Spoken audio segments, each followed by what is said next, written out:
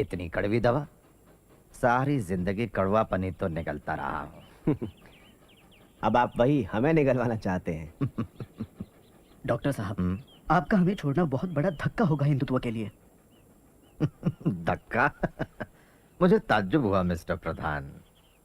हम गंदे या छूत तो सब कुछ अपवित्र करते आए हैं, यहाँ तक कि आप जैसे आर्यों को भी। क्या हमारे जाने से आपके धर्म की सारी गंदगी दूर नहीं हो जाएगी? बाबा साहब, बात सिर्फ आपके बाहर जाने की नहीं, इससे भविष्य में हिंदुओं का बहुत भारी नुकसान होगा।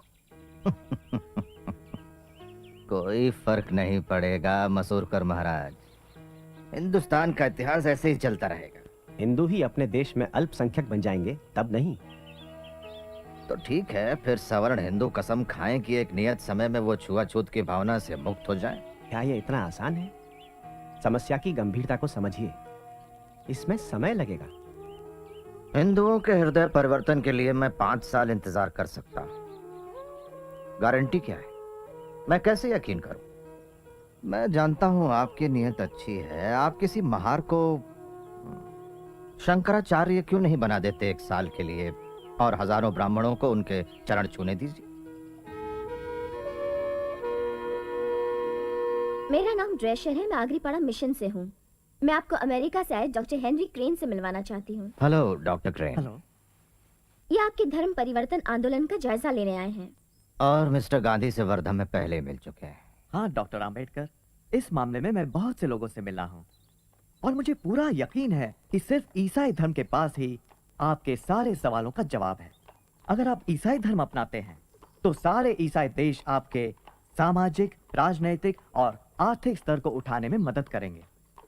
और मैं सोचती हूँ किसी भी हिंदुस्तानी को इसमें कोई ऐतराज नहीं होगा।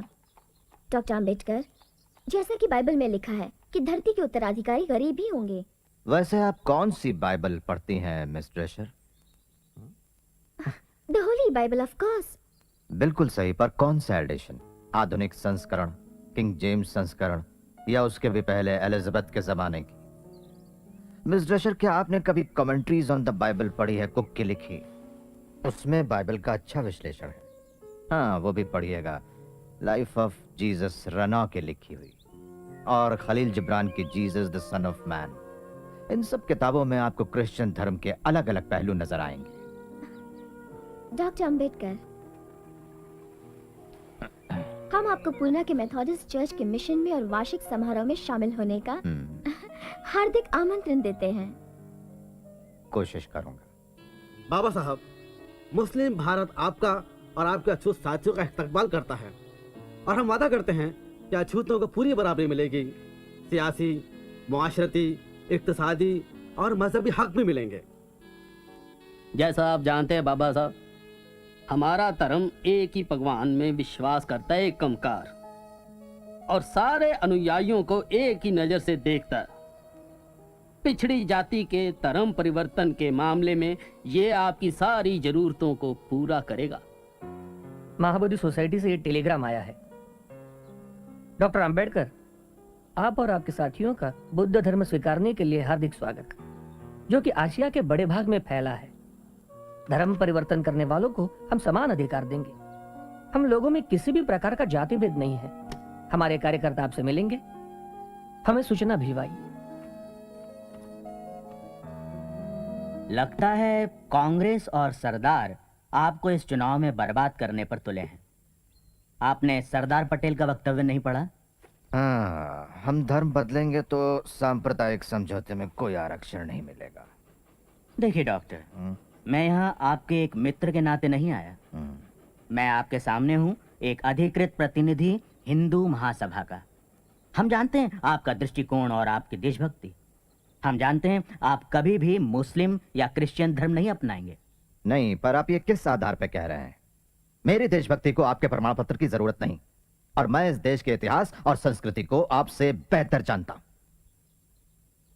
मेरा मानना है कि हमारे इन 2 धर्मों को अपनाने से राजनीतिक और सांस्कृतिक समीकरणों में बुनियादी फेरबदल आ जाएगी डॉक्टर मंजे। लेकिन इससे हमें क्या मतलब? हमें क्या फर्क पड़ता है इससे? डॉक्टर, हम अपना पूरा जोर लगा देंगे आपको आरक्षण दिलाने के लिए।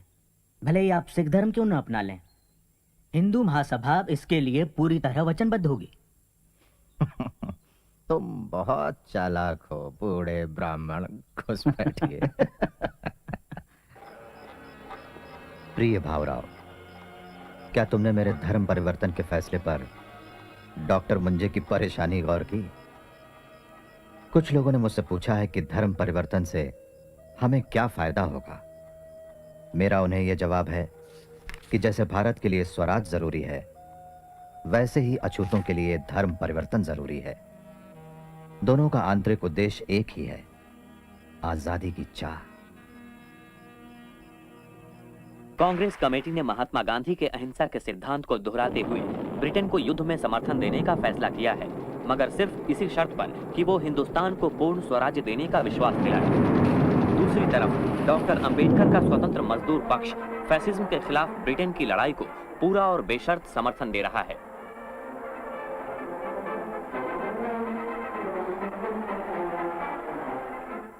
मेरा यकीन है कि नाजीवाद मानव सभ्यता के भविष्य के लिए खतरा है। ये एक युद्ध है तानाशाही और प्रजातंत्र के बीच। ऐसी तानाशाही जो नैतिकता पर नहीं बल्कि वर्ण श्रेष्ठता के घमंड पर आधारित है।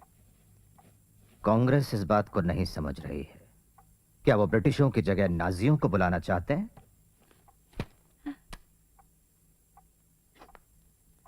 आप ठीक तो है ना मिस एप्स्टाइन? जैसा कि आप जानते हैं, मैं जू हूँ, जर्मनी की रहने वाली। मेरा परिवार अब भी वहां है। उनकी कोई खबर नहीं। वो कहीं छुपे हुए हों। मुझे फिक्र हो रही। मुझे आपसे हमदर्दी है।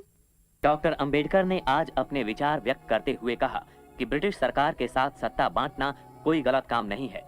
उन्होंने ये भी कहा कि ब्रिटिश सरकार के समर्थन के बिना मजदूरों की समस्या का समाधान ढूंढना और पीपल्स एजुकेशन सोसाइटी की स्थापना करना मुश्किल हो जाता। प्रिय मिस ड्रेशर, एक बुरी खबर है, फैनी नहीं रही।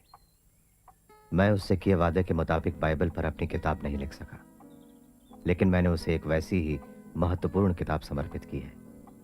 कांग्रेस और गांधी ने अछूतों के साथ कैसा बर्ताव किया, और मुझे खुशी है कि उसने मरने से पहले उस किताब को स्वीकार किया। नहीं बाबा साहब, राग भूप में मध्यम का उपयोग नहीं होता। साधा प ग रे सा रे ग। अब हम साथ में कोशिश करें, चलें।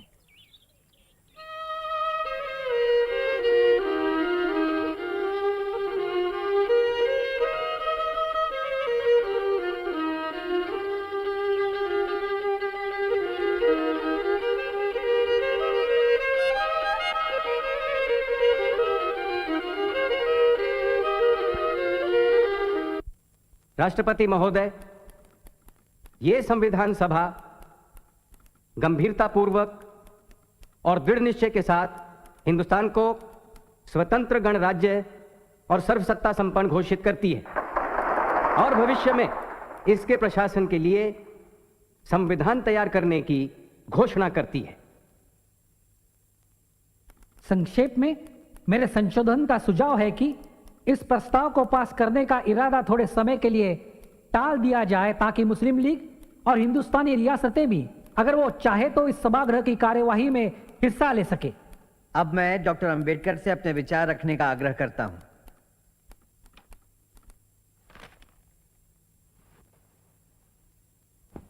अध्यक्ष महोदय, मैं आपका हार्दिक आभारी हूं कि आपने मुझे प्रस्ताव पर बोलने का मौका दिया। मैं जानता हूं कि आज हमारे बीच आर्थिक, राजनीतिक और सामाजिक तौर पर फूट है।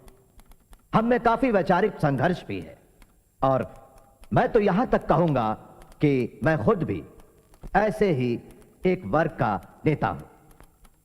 लेकिन महोदय, इसके बावजूद मुझे पूरा विश्वास है कि दुनिया की कोई भी ताकत, कोई भी शक्ति इस देश को एक होने से नहीं रोक सकती। हालांकि मुस्लिम लीग इस बात पर जोर दे रही है कि हिंदुस्तान का बंटवारा कर दिया जाना चाहिए, लेकिन एक दिन उनको यह बात जरूर समझ में आएगी कि हिंदुस्तान का बंटवारा उनके हित में नहीं, बल्कि अखंड भारत उनके लिए ज्यादा बेहतर होगा।